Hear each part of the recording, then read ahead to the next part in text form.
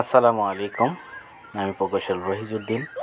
আজকে যে বিষয়টি আপনাদের কাছে শেয়ার করব সেই বিষয়টি হলো যে আমাদের নতুন একটা সাইট স্টার্ট করতে গিয়েছি এবং সেই মুহূর্তে যেটা দেখেছি যে আমাদের সাইডে একটা সাবমার্সিবল পাম্প দরকার।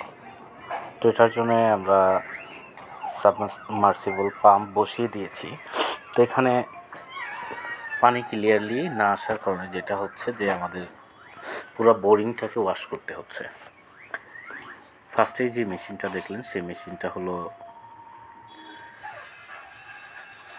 ওয়াশের কাজে নিয়োজিত, যেটা হলো যে এয়ারের মাধ্যমে ফুল বোরিংটাকে ওয়াশ করে থাকে। যে পাইপটা দেখতেছেন ছোট্ট একটা কেবলের মতন পাইপ, সেই পাইপের মাধ্যমে গভীরে এয়ার পৌঁছে দেওয়া হচ্ছে এবং সেই এয়ারটার ফলে পুরো বোরিংটা ওয়াশ হয়ে যাচ্ছে।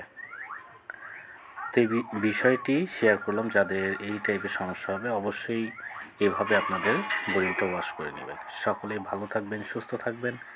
আসসালামু আলাইকুম ওয়া রাহমাতুল্লাহ।